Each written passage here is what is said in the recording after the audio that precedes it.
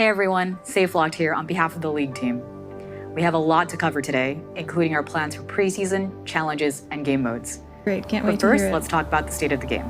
This better be good. Overall, we're pretty happy with the state of League this season. But before we get into the details, let's dive into a topic that's been pretty popular lately. When we look at the data, we actually see that new champions have been pretty balanced on release this year.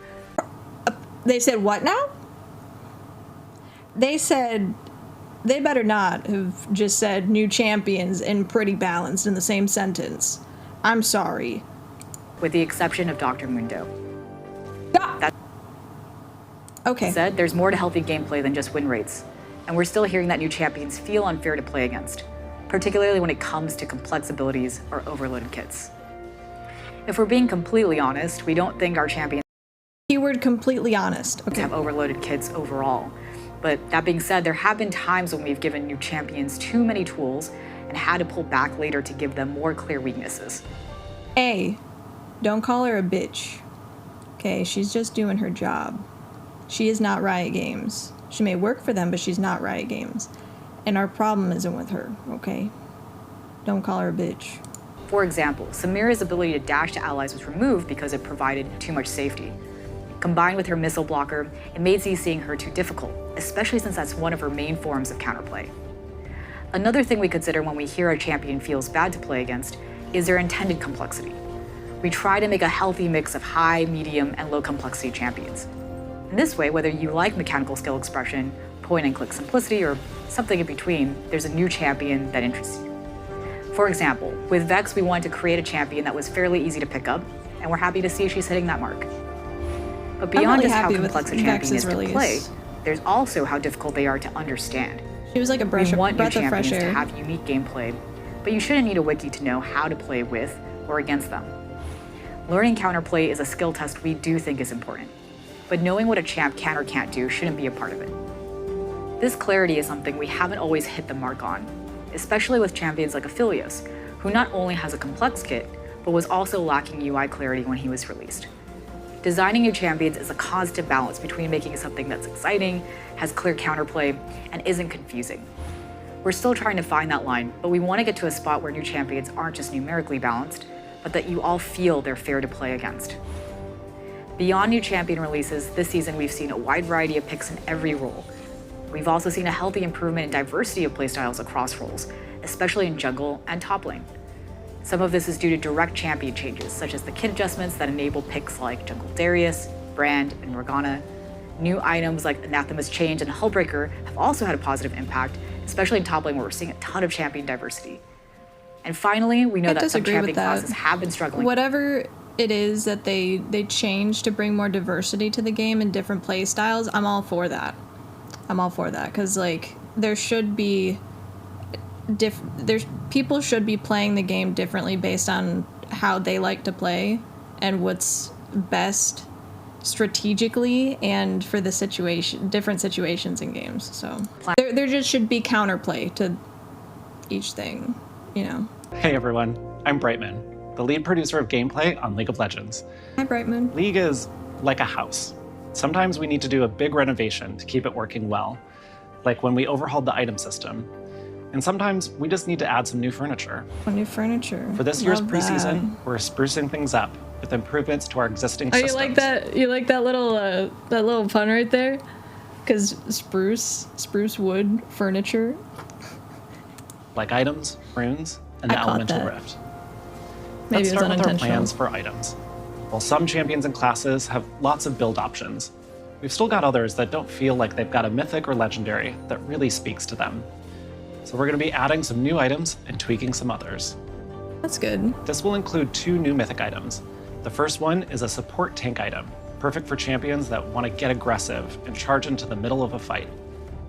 When you immobilize an enemy champion, all nearby enemies will take increased damage from your team for a short period of time. Okay. The second new mythic item is built for mages who are looking for a little more survivability. It grants damage reduction that lingers for a few seconds after you get hit, and while the protection holds, you'll also get ability haste. We think it'll be particularly good for longer range mages who need a mythic that helps them survive a dive rather than pile on extra damage.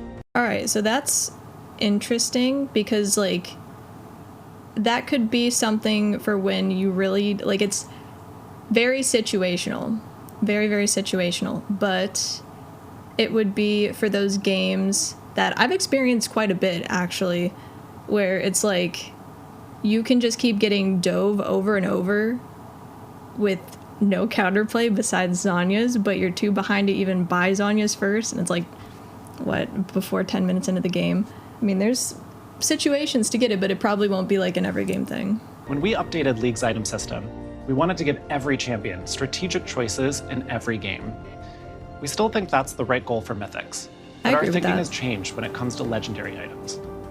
We think it's okay if some champions build the same legendary in most games if it's a perfect fit. Yeah. But we also want you to have plenty of options, which is why we're improving legendaries for mages, assassins, and tanks.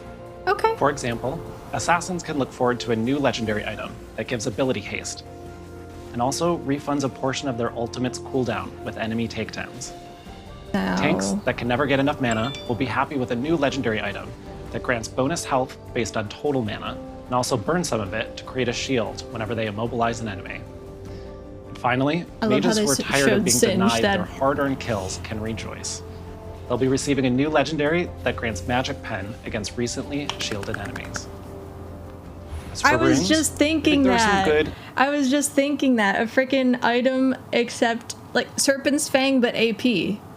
That's great. I love to hear that, because if we don't have an assassin on the team where there's, like, a Lulu or a Karma, like, they'll just dominate with shielding and negate so much damage where it's like, shit, dude, what do I do? That'll be a nice solution to that. So look forward to that. Targeted changes we need to make. Most of all, we feel the Inspiration Tree's identity has been pretty unclear, and we'd like to broaden its keystone use cases. For example, we're reworking Glacial Augment to double down on its fantasy of slowing down enemies. Okay. You're also making some modifications. Wait. Why I look like a dick, though? Got the nuts and the... Ooh, come on. I'm not the only one that saw that. That's intentional. To lethal tempo, to lean into its attack speed fantasy, give it a more distinct use case in the Precision tree. Up next are bounties. Champion bounties give teams who are behind a way to get back into the game without being a straight shot to victory. Wait. And this year, we're adding a second way for teams to try and make a comeback. Okay. Objective bounties will work like champion bounties, except you cash them in by taking map objectives, like towers or Baron. Maybe that'll make slowly when the team actually do grows, objectives. and the bounty is shared with your whole team, regardless of who claimed it. Taking that'll make it more worth to go and steal dragons or steal objectives and risk, like a higher risk to actually go do that, unless, like, when it's not Drag Soul. So objectives really is the best way to come back when you're behind. So we want to help make that a clearer and more rewarding strategy. Finally, let's talk about our biggest addition this preseason, dragons. Oh great, here we go. We really like how each dragon creates unique terrain, grants powerful buffs, and adds more strategy to the mid and late game. So this preseason, we're adding 2 more. I don't think they need to add more dragons. When your team defeats it, you'll all... I was just saying, because I heard what the names are of these 2 dragons, and it's like, we have fire, wind, earth drag. Like, why are they adding 2 drags that aren't, like, elements? It's just, like, Hextech, and what was the other one? Hextech and something else. Like, those aren't... Why don't they add different elements instead of Chemtank's a fucking item. Chemtank isn't an element. Hextech isn't an element. Like, I mean, I could see Hextech more than Chemtank, but, like, they seem like the same thing. Like, they're not elements. You'll gain additional ability haste and attack speed. And if you claim the soul, you'll receive a chain slow that works kind of like Static Shiv's passive. When this dragon takes over the rift, it creates Hextech gates that can transport you to set locations across the map. The second dragon joining the party is Hextech's darker sibling, the Chemtech Drake. When you slay it, your team will deal increased damage when your HP is low, letting you turn around those close team fights. This dragon soul provides a second chance at life. Well, sort of. When you die, you'll enter a zombie state, where you can still cast abilities and continue fighting when you'd normally be looking at a gray screen. And when the Chemtech dragon putrefies the map, it creates camouflage zones in fixed locations. No. These dragons might seem more impactful. I'm sorry. What's the bitch's name in Valorant that creates the shit? Venom? What's her? I don't know her name. But Viper, is that her name? They need to keep Valorant and League of Legends separate. Like, keep that shit out of League of Legends, okay? Keep that shit in Valorant. Keep Viper over there, all right? I'm sorry, what kind of very expensive and strong crack are they smoking? Sorry to these two that are speaking in the video. Nothing to do with y'all. Riot Games. What is this? We just had dragon changes last season. This season, last preseason. Why are we changing it again? Leave it for a couple seasons, you know? Like, people that don't play extensively every season are like, they're gonna be like, what the fuck? How am I supposed to understand this and, like, take it in? Like, they've been trying to make the game more friendly to newer players when they're just adding stuff on top of it instead of changing what they already, like, improving what they already have, you know? You don't need to add 2 more dragons. People already, like, if you ask a player that is joined within the past 2 years and say, hey, do you know what this dragon soul does? They probably won't fucking know. What is this supposed to improve on? Our goal is to add more unique encounters and meaningful strategy to the mid and late game. More unique encounters to the mid and late game.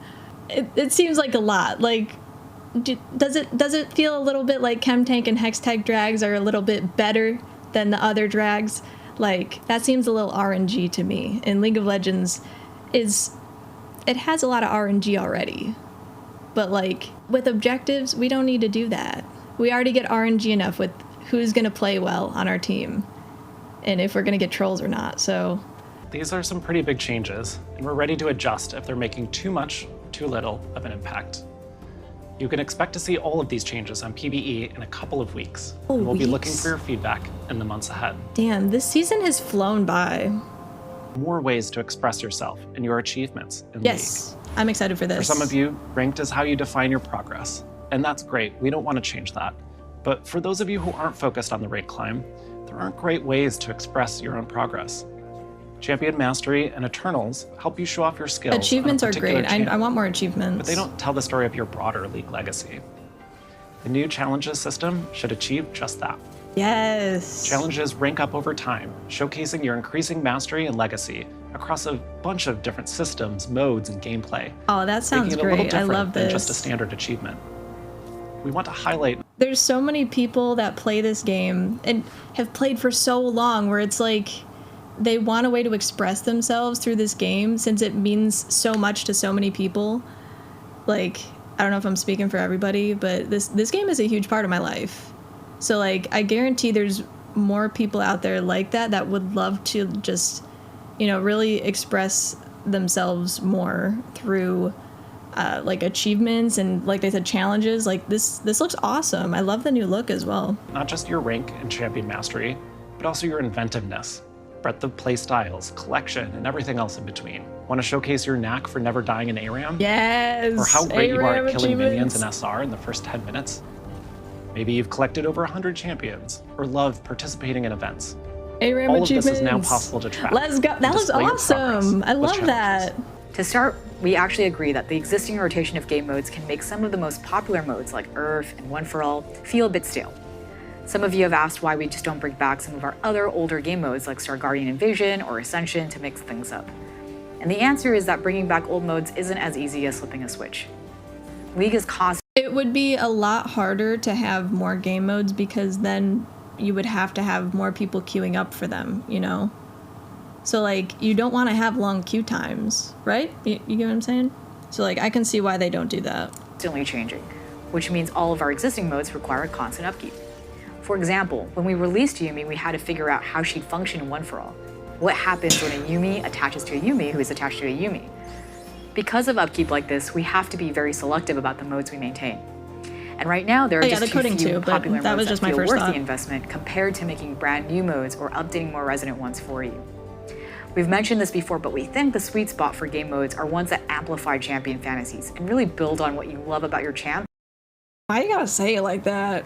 Champion fantasies.